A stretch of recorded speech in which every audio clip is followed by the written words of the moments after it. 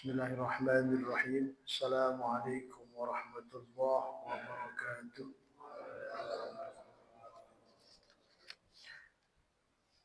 الحمد لله رب العالمين. الحمد لله الذي هدانا لهذا وما كنا لنهتدي لولا أن هدانا الله. أشهد أن لا إله إلا الله وحده لا شريك له، وأشهد أن محمدا عبده ورسوله لا نبي بعده. اللهم صل وسلم وبارك على سيدنا محمد وعلى آله وأصحابه أجمعين، أما بعد. قال الله تعالى في القرآن الكريم وهو أصدق القائلين: أعوذ بالله من الشيطان الرجيم، بسم الله الرحمن الرحيم. يرفع الله الذين آمنوا منكم والذين أوتوا العلم درجات. الآية. وقال رسول الله صلى الله عليه وسلم: من خرج في طلب العلم فهو في سبيل الله حتى يرجع. الحديث. Alhamdulillah, hadirin jamaah mukhlishina lahuddin, Allah masih beri kita kesempatan dan kesehatan sehingga bisa berkumpul di Masjid Mukhlishina lahuddin dalam rangka thalabul ilmi. Ini mestinya bukan jadwal saya, Pak. Mestinya jadwalnya Ustadz Yan. Ya, tapi karena beliau berhalangan, daripada kosong kemudian bengong, mending kita isi dengan thalabul ilmi. Sama-sama kita saling mengingatkan. Karena mengingatkan itu banyak manfaatnya buat kita. Yang belum tahu jadi tahu, yang sudah tahu tambah tahu. Memang sesuai dengan firman Allah, wa dzakir fa inna dzikra tanfa'ul mu'minin. Saling mengingatkan sesama mukmin, insyaallah banyak manfaatnya.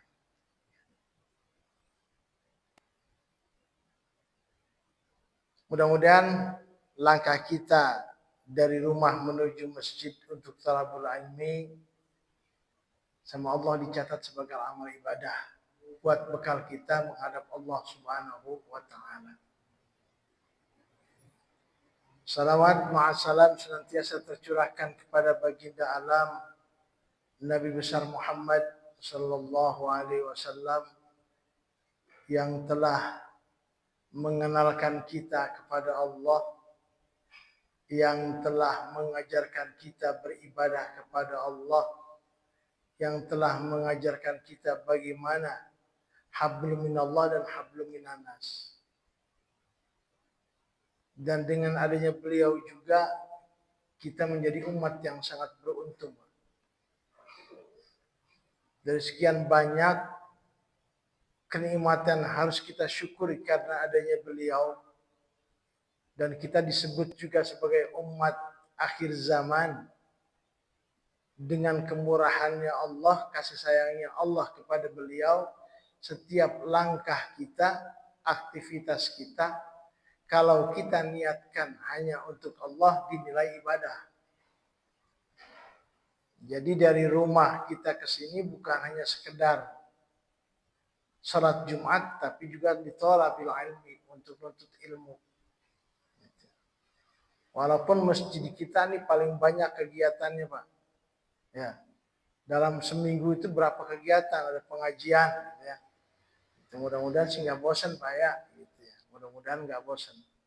Walaupun setiap kita ngaji belum tentu kita paham, betul, benar ya.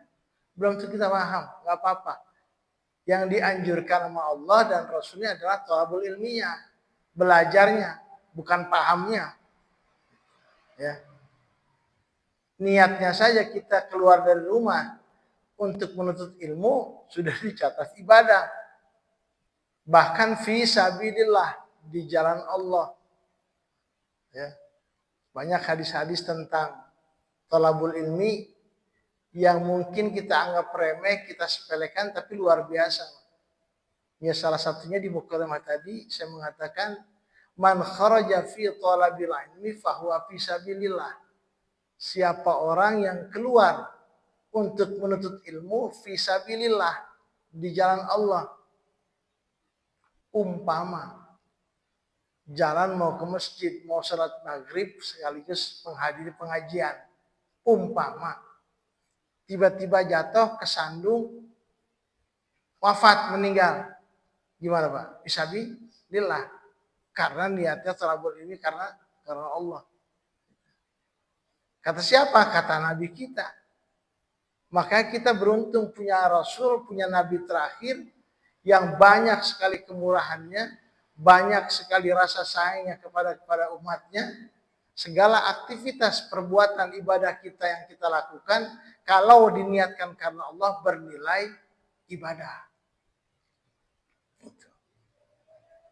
Jadi mudah-mudahan langkah kita diterima oleh Allah Subhanahu wa taala.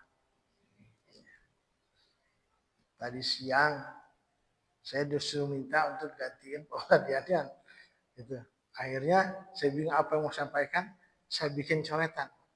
Saya bikin tulisan supaya tidak kemana-mana. Ini mah buat saya. Gitu. Bapak mau dengarkan, silakan. Kalau tidak, sayang-sayang. Ya. Saya ingat kepada hadis Rasul, balighu anni walau ayat. Sampaikan dariku, kata Rasul, walaupun satu ayat. Nggak mesti kudu jadi ustadz dulu, nggak usah. Nggak mesti jadi kiai dulu. Ya. Satu ayat yang kita amalkan, kita sampaikan ke orang lain, kemudian orang lain mengamalkan, alhamdulillah kita dapat pahala. Ya.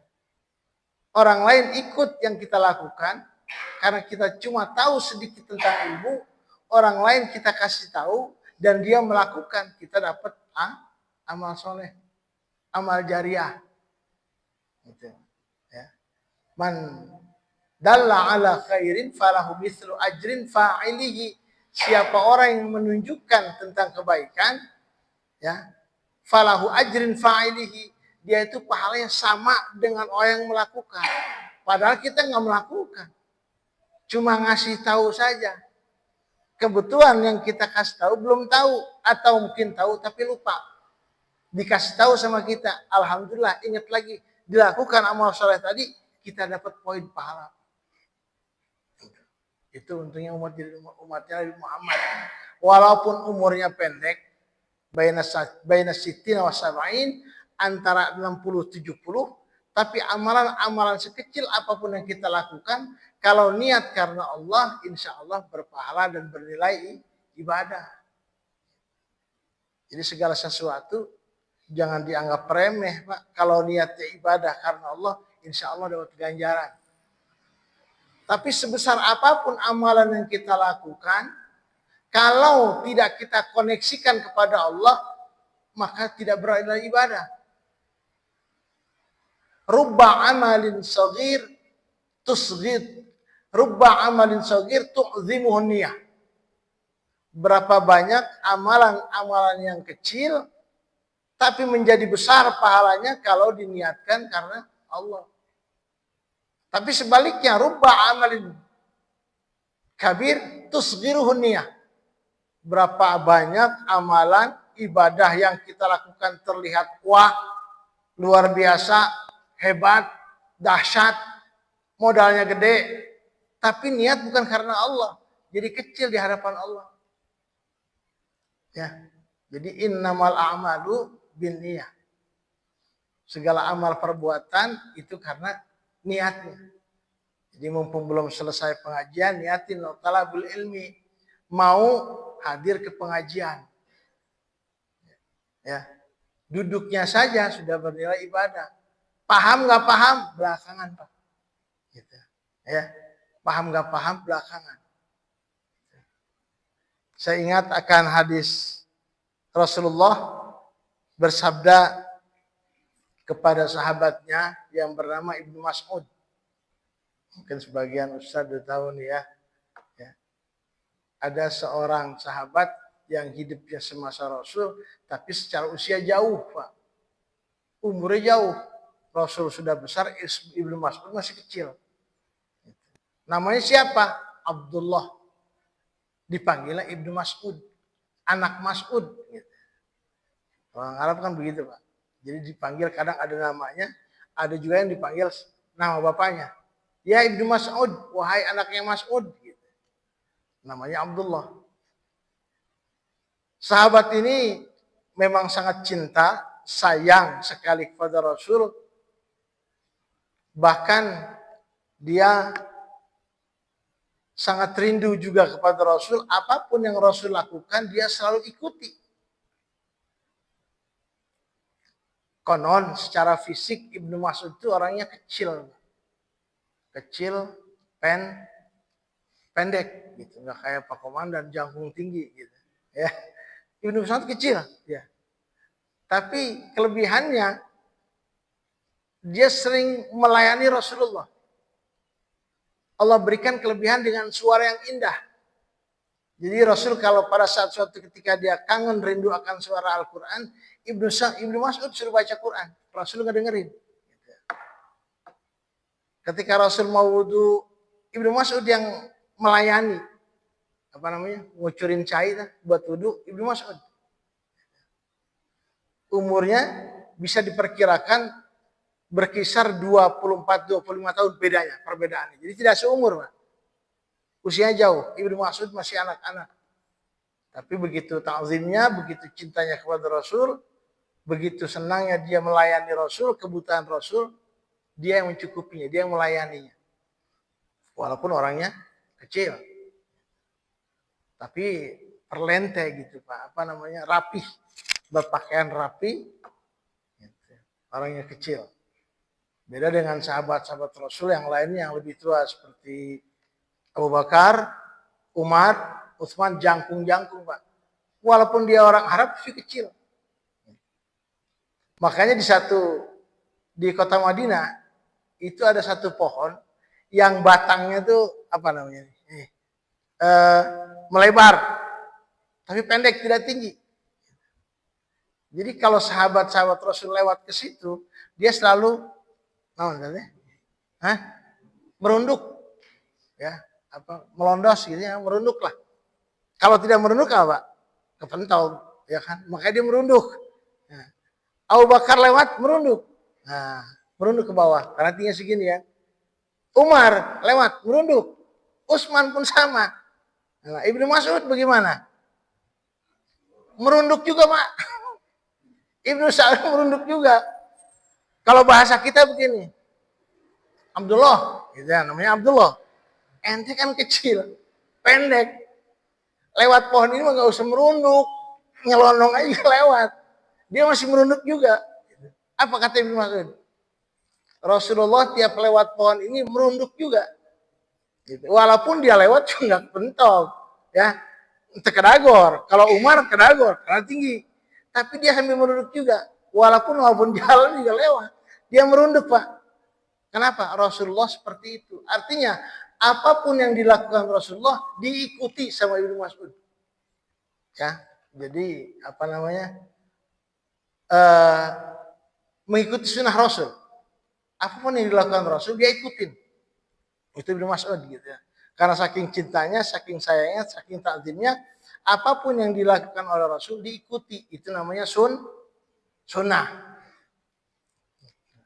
Jadi sunnah itu ada berapa? Sunnah itu ada 3. Sunnah Rasul. Yang pertama, sunnah qauliyah. Sunnah yang diucapkan sama Rasul, dianjurkan sama Rasul, kita lakukan. Itu sunnah. Pahala sunnah. Dapat pahala sunnah. Ya, seperti hadis. Rasul mengatakan, man kharaja fi talabil ilmi fahuwa fi sabilillah hatta yarji'a. Siapa orang yang keluar dari rumah untuk menuntut ilmu, fahuwa fi sabilillah hatta yarji'a. Dia mendapatkan pahala fi sabilillah sampai dia balik lagi pulang. Nah, ya, datang ke masjid buat menuntut ilmu. Selama dari rumah ke masjid, kita fisabilillah. Yang enak Mang Iman ini, nggak pulang-pulang dia di situ terus ya. Niatnya istikaf terus gitu Pak, di masjid. Ya. Kan gimana niat? Nah, dia juga sama. Apapun yang Rasul katakan, diikuti pahala sunnah. Atau apapun yang dilakukan Rasul, tapi tidak diucapkan, Rasul melakukan. Itu sunnah fi'liyah. Rasul mengatakan, Rasulullah SAW biasanya punya hadisnya begitu. Karena Rasulullah. Ya. Jadi pada saat itu Rasulullah seperti ini, seperti ini, seperti ini. Tapi tidak mengatakan, kita ikuti mendapatkan pahala sunnah. Dua. Ada sunnah qauliyah, sunnah fi'liyah. Yang ketiga sunnah takririyah. Artinya sunnah takririyah, satu ketika sahabat melakukan perbuatan ini, kemudian melaporkan kepada Rasul, ya Rasul, saya melakukan seperti ini. Rasul diam atau mengiyakan, itu sunnah takririyah. Artinya perbuatan itu diiyakan oleh Rasul, tidak dilarang. Jadi kalau ada yang bilang, Rasul tidak pernah melakukan itu. Iya, tapi Rasul tidak melarang. Boleh dilakukan. Ya. Rasul tidak melakukan, memang tidak melakukan. Tapi Rasul melarang tidak? Tidak. Ya boleh kita lakukan. Selagi tidak ada larangannya. Gitu. Ya. Apa kata Rasulullah SAW kepada Ibnu Mas'ud? Qala Nabi SAW, ya Ibnu Mas'ud, julusuka sa'atan fi majlisil ilmi la tamussu qalaman wala taktubu harfan khairul laka min itqi alfi raqabah. Kata Nabi ini, Pak. Wahai Ibnu Mas'ud, julusuka sa'atan, duduknya kamu fi majlisil ilmi, di majlis ilmu, la tamussu qalaman, tidak bawa pulpen, tidak bawa pensil. Wala taktubu harfan, dan tidak menulis satu huruf pun. Ya kumarek nulis dan mau pulpen, mau buku. Cuma duduk saja. Itu pun duduknya di belakang sambil nyender bari perut. Ya. Khairul laka min itfi alfi raqabah. Kata Nabi, itu lebih baik daripada engkau membebaskan 1000 hamba saya. Ini hadis Fadilatul Ilm, Fadilatul Amal. Banyak hadis-hadis yang dalamnya intinya menceritakan tentang keutamaan amal. Untuk apa? Motivasi kita selaku umatnya. Jadi yang tadinya aduh Korea ke masjid pengajian komo nu ceramah si eta gitu kan ya. Itu jelas teh. Niat talabul ilmi, berangkat dari rumah. Duduk di masjid niat talabul ilmi. Terkoneksi dengan Allah karena perintah Rasul, ikut walaupun di belakang sambil senderan, walaupun sambil walaupun sambil tidur, masih dapat pahala.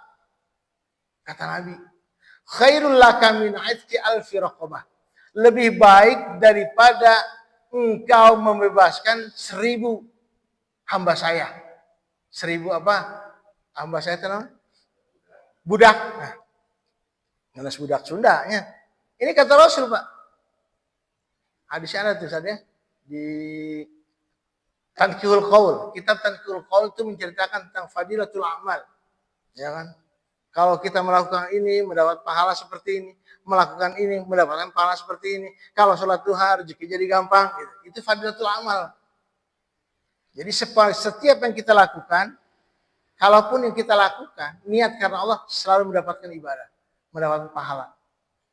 Jadi kata Nabi, duduknya kamu Ibnu Mas'ud di majelis ilmu, tidak bawa pulpen, tidak nulis satu huruf pun, lebih baik daripada kamu membebaskan 1000 budak atau 1000 hamba saya. Pernah Pak? Kita ngebebasin udah nggak ada kan? Nggak ada hamba saya kan zaman sekarang ya, Pak Ferry ya. Tapi kalau dibandingkan, dirupiahkan, zaman itu satu budak itu seharga 2 unta, kata ulama. Satu budak hamba saya itu senilai 2 unta. 1 unta berapa harganya? Ada tahu Dan? 1 unta. Ya anggap sajalah 50 juta, anggap. 1 unta 50 juta. Kalau 2 unta 100 juta. Pernah kita sedekah 100 juta? Malah pahalanya, ganjarannya lebih dari 2 unta. Alfi raqabah. 1000 hamba saya. Berapa duit itu kalau dirupiahin? Makanya nih yang hadir di sini orang kaya semua nih Pak. Orang kaya semua ini. Ya kan, tanpa disadari mendapatkan pahala telah membebaskan 1000 hamba saya. Alhamdulillah. Ini kayaknya nggak pada seneng nih. Oh iya, aduh kalau dirupiahin mah digantiin rupiah berapa onta yang sudah keluarin. Malah dikasih paling depan lagi gitu kan. Ya, itu kalau jadi duit mah. Tapi kalau dihitung duit belum tentu mau disedekahin. Bisa-bisa sayang. Simpen aja dah. Apalagi 100 juta. Kadang goceng juga masukin saya. Nggak jadi beli rokok nih. Masukin lagi. Ya. Artinya amal yang kita lakukan ternyata dahsyat luar biasa di mata Allah. Kata Rasulullah, Pak.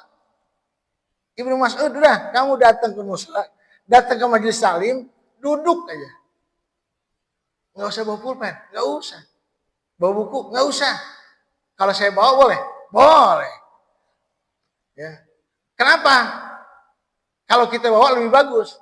Karena majelis ilmu itu seperti kita berburu. Al-ilmu kas-saidi.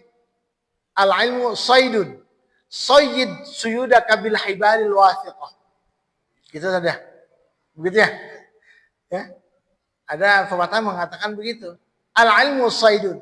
Ilmu itu seperti buruan. Sayyid suyudaka bil hibalil wathiqah. Jadi tangkap buruan kamu, kemudian ikat dengan kuat. Kenapa? Karena kita sedang berburu ke hutan supaya mendapatkan hewan buruan. Caranya gimana supaya kita pulang bawa buruan?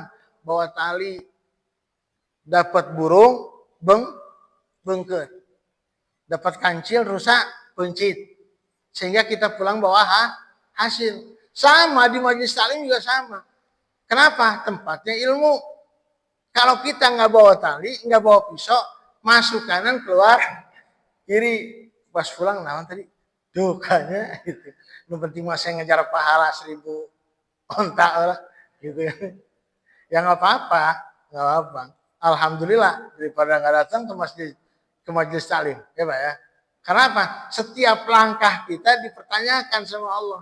Setiap kegiatan kita, amal perbuatan kita dipertanyakan. Ya, karena kita manusia, makhluk paling mulia. Kalau yang lain tidak. Ya. Manusia meninggal dipertanyakan. Selama hidupmu apa yang kamu lakukan? Apa yang kamu perbuat dengan usiamu? Makanya kalau hewan lain tidak seperti itu, Pak. Kalau binatang tidak dipertanyakan. Ketika dia mati, ya sudah mati. Tidak ada pertanggungjawaban. Ada satu kisah dalam kitab apa saya lupa. Kambing. Dia bilang begini, alhamdulillah saya jadi kambing. Kata kambing, bukan kata saya. Alhamdulillah saya jadi kambing. Ya, walaupun saya jadi kambing ketika saya mati, sudah jadi tanah dan tidak dipertanyakan. Malah saya bisa memberikan manfaat buat manusia. Apanya? Dagingnya, kulitnya, tulangnya. Nah, kemarin masih ada tuh daging Idul Adha ya di kulkas tuh, Pak. Itu karena jasa sapi dan kambing. Alhamdulillah, walaupun dia jadi hewan, dia bersyukur kepada Allah. Kenapa tidak dipertanyakan? Kata kambing. Setelah kambing, anjing dengar, Pak. Kata anjing gimana? Alhamdulillah saya jadi anjing. Walaupun saya diharamkan liur saya najis, tapi malam majikan saya tidur istirahat beribadah, saya melotot depan rumah menjaga keamanan dia. Saya mati jadi tanah dan tidak diminta dipertanggungjawabkan. Kata anjing. Selain anjing, Pak, temannya anjing dengar juga. Babi. Apa katanya? Alhamdulillah saya jadi. Nah, alhamdulillah saya jadi babi. Kata babi, Pak. Walaupun mata saya kubil, daging saya diharamkan, tapi saya mati jadi tanah, tidak diminta pertanggungjawaban. Tapi kalau manusia, Pak, semua dihitung, ya, dipertanggungjawabkan di hadapan Allah. Gitu. Makanya nih kita grup kopi, gitu kan ya. Walaupun sambil ngopi, kita mudzakarah, Pak, sharing ilmu. Niatnya apa? Thalabul ilmi bari ngopi. Jangan ngopi hunkul, tidak dapat pahala. Sambil nunggu setelah maghrib, nunggu isya, thalabul ilmi sambil ngopi. Nah, itu. Ya. Gimana niat aja? Yang perlu tahu niat kita siapa? Kita dengan Allah. Orang lain nggak perlu tahu. Yang penting apapun yang kita lakukan, niat karena Allah. Kenapa begitu hebatnya niat itu sehingga memberikan pahala dan ganjaran yang luar biasa? Karena niat itu tidak bisa disembarangkan, Pak. Ketika kita sudah berniat karena Allah, hati kita terkoneksi dengan Allah. Segala pun yang kita lakukan, kalau kita sudah terkoneksi dengan Allah, nyambung ke Allah, semua nilai ibadah. Jadi dalam rangka waktu beberapa menit ini kita niat Allah thalabul ilmi, mudah-mudahan kita termasuk fisabilillah. Masalah paham nggak paham belakangan. Ya sudah tahu nih, dari para tua semua nih, di atas 50 tahun nih Pak, ya kan? Kalau saya berpikir saya ngaji mulu, saya jadi ustaz apa enggak ya? Jadi kiai apa enggak ya? Belum tentu. Umpamanya belum tentu. Ingat Pak, kita punya anak, punya cucu. Ya.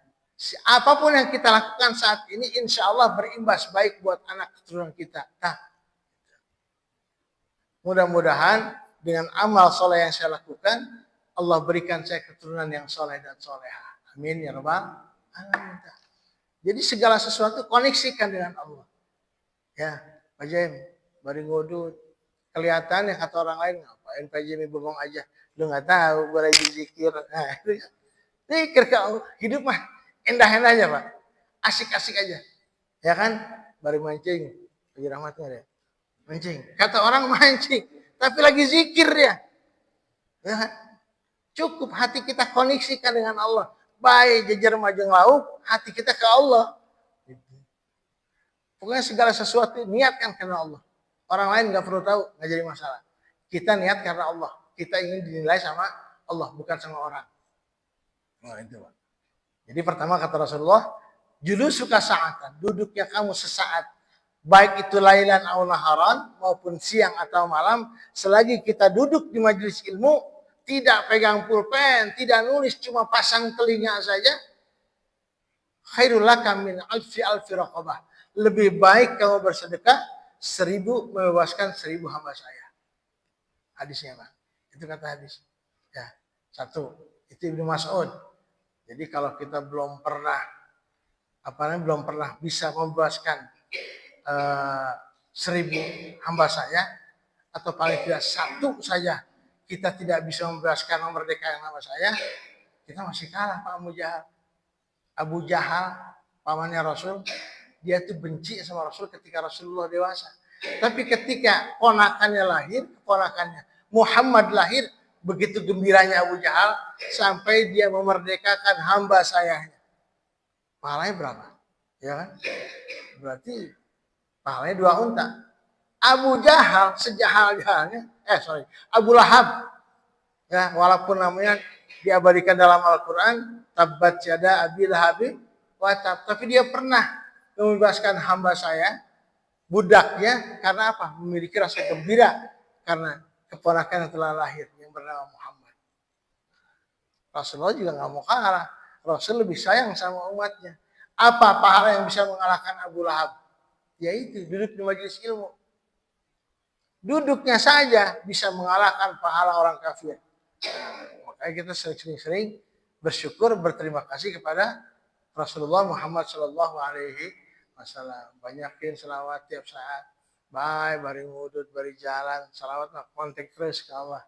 Gitulah ya. Itu hadis Rasulullah yang pertama. Yang kedua, saya lupa nih. Lalu yang kedua kata Rasulullah, wa nadruka ila wajil alimi khairaka min alfi farsin tasadaqta biha. Mungkin kita sering belum melakukan, tapi kita belum tahu Pak. Kalau kita sudah tahu, apapun yang kita lakukan dengan ilmu, insya Allah nilainya tinggi. Kata Rasulullah, wa nadhruka ila wajhil alimi khairul laka min alfi farsin tasaddaqta biha.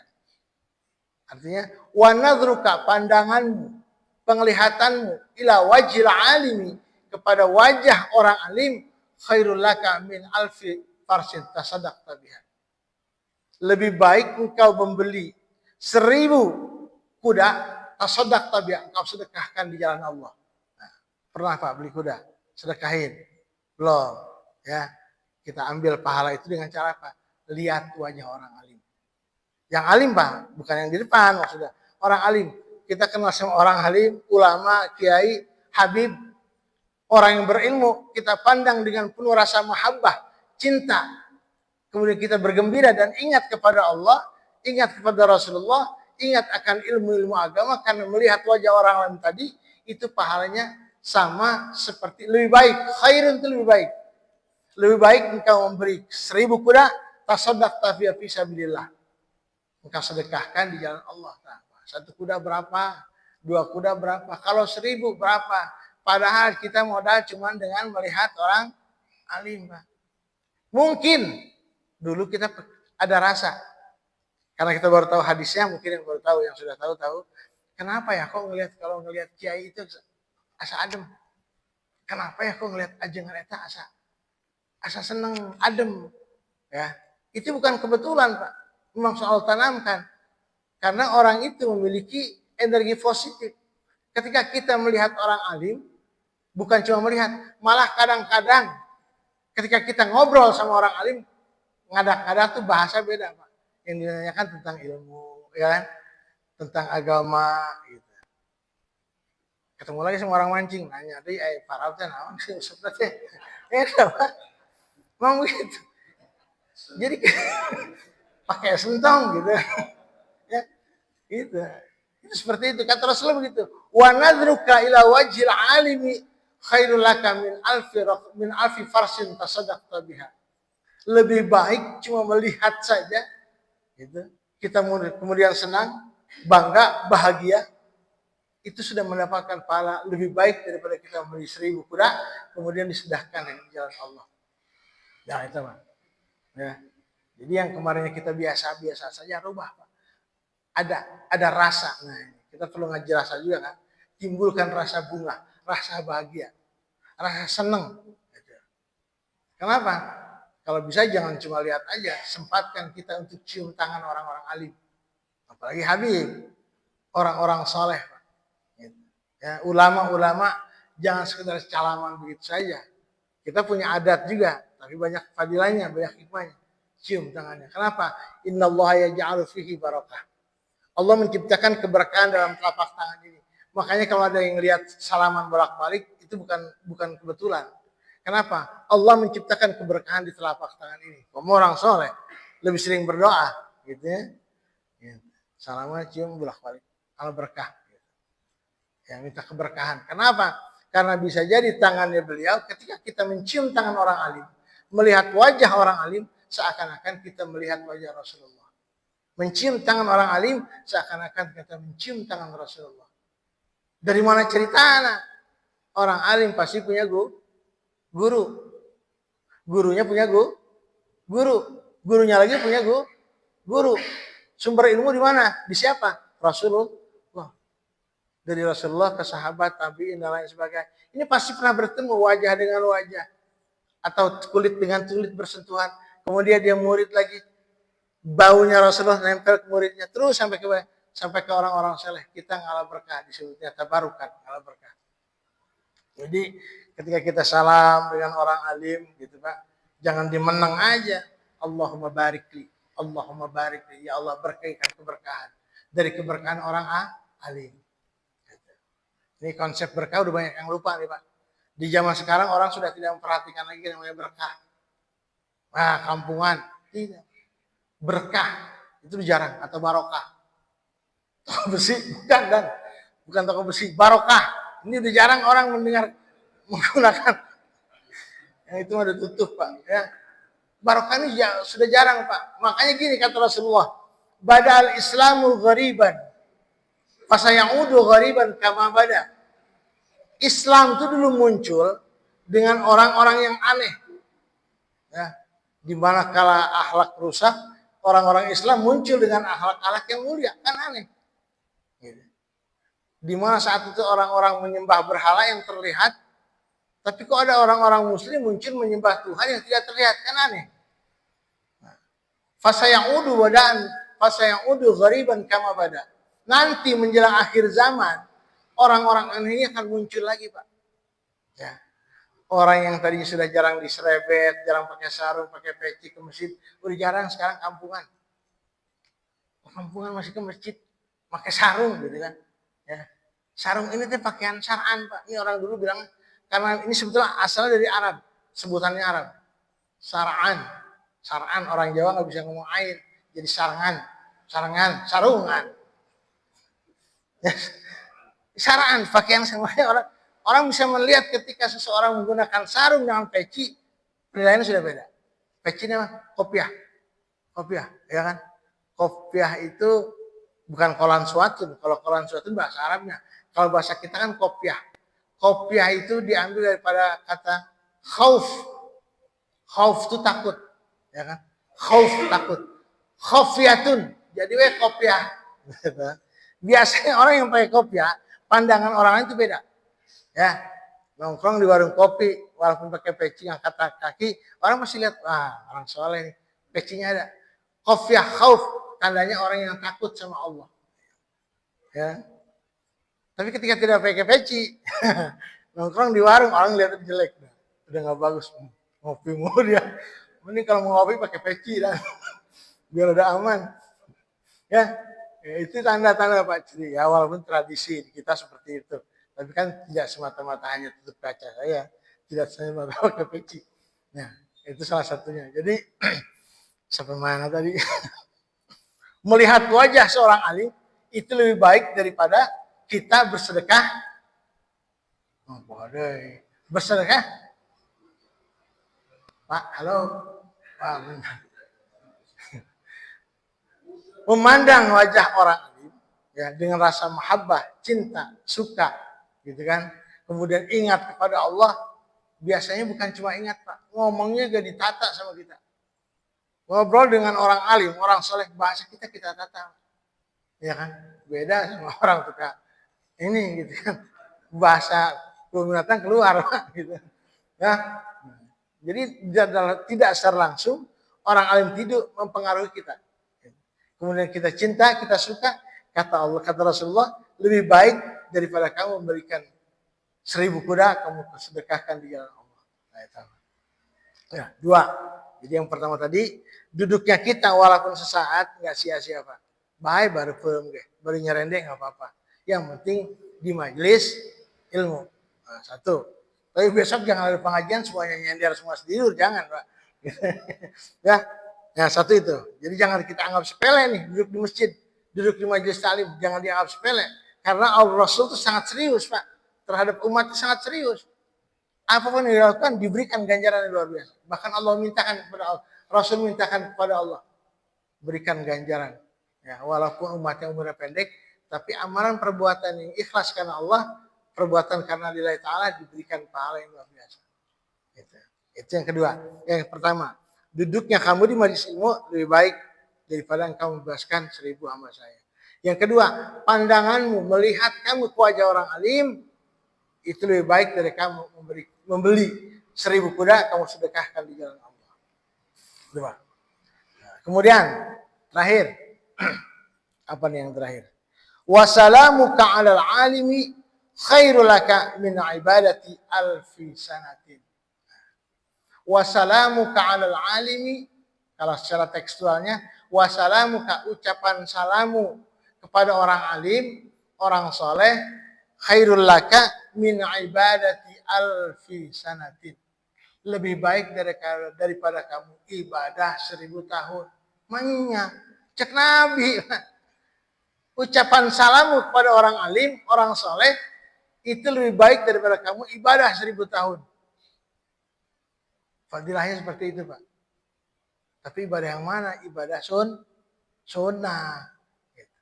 Daripada kalian melakukan ibadah sholat 1000 tahun, masih lebih baik kamu mengucapkan salam.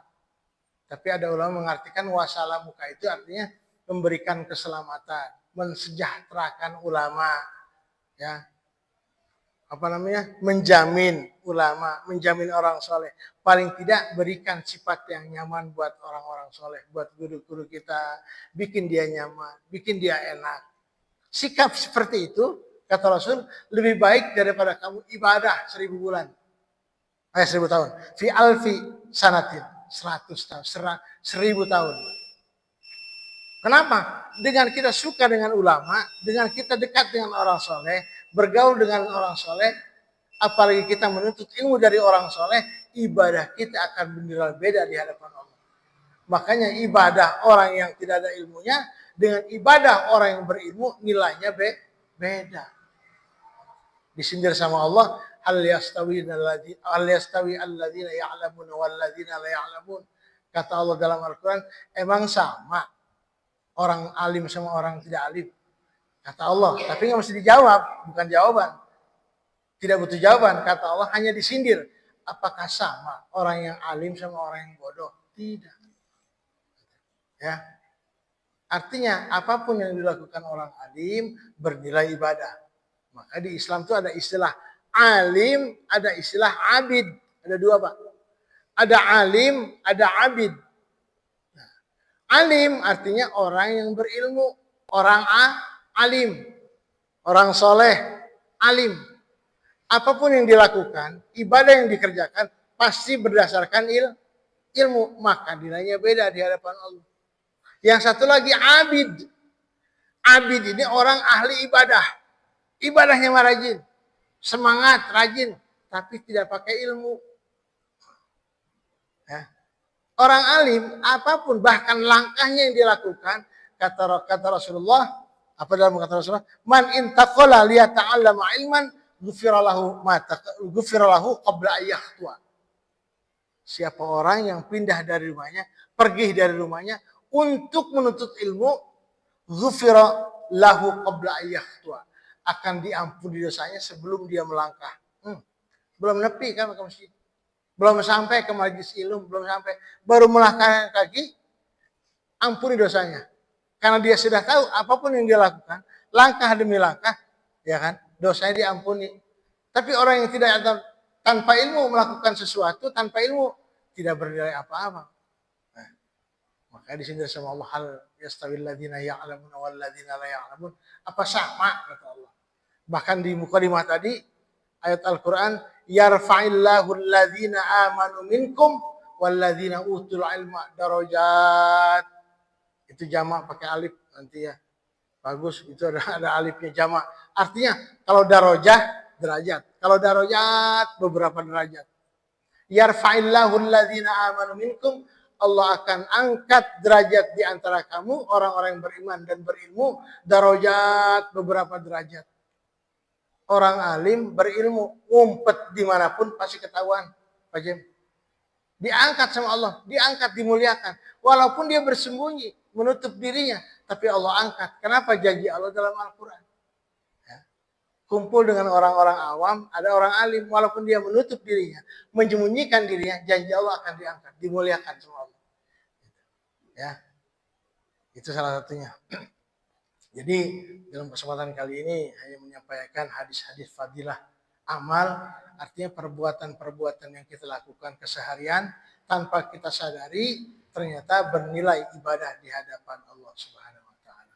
Apalagi kalau kita tahu dan kita yakin ini kata-kata Rasulullah, tambah mantap kita melakukan perbuatan karena berdasarkan ilmu. Dengan ilmu insya Allah hidup kita akan semakin mudah. Ya, mungkin ini kali Pak ya. Yang saya dapat sampaikan hanya ngebadal saja dari Pak Ustadz Dian daripada kosong, insya Allah ada manfaatnya khususnya buat saya nih Pak. Jadi saya buka-buka lagi gitu ya. Paling tidak buat diri saya jadi mutalaah lagi. Yang tadinya lupa jadi ingat. Buat Bapak yang belum tahu, insya Allah tambah jadi tahu gitu Pak. Niatin segala sesuatu yang kita lakukan karena Allah, karena Allah, karena Allah. Ya, walaupun cek batur, saya Maria. Cek dia, kita melihat ke Allah. Kita nggak tahu, orang lain nggak tahu ria atau takabur kita, yang tahu cuma kita dengan Allah. Makanya jangan sampai muncul rasa takabur, niatkan lillahi Ta'ala. Segala sesuatu yang kita lakukan lillahi Ta'ala. Karena Allah Ta'ala. Nah, itu dia Pak ya. Mudah-mudahan ada manfaatnya. Mohon maaf atas kekurangannya. Wabillahi taufiq wal hidayah wal afu minkum. Assalamualaikum warahmatullahi wabarakatuh.